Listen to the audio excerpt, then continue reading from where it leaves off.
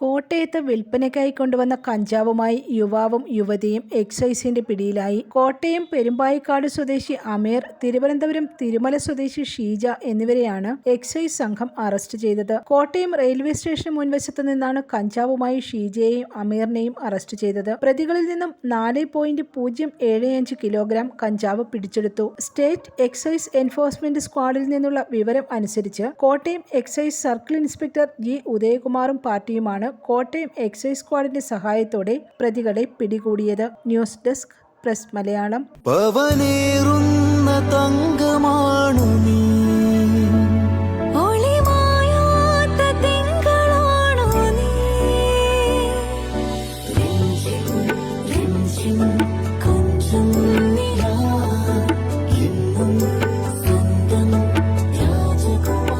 Be a Rajakumari.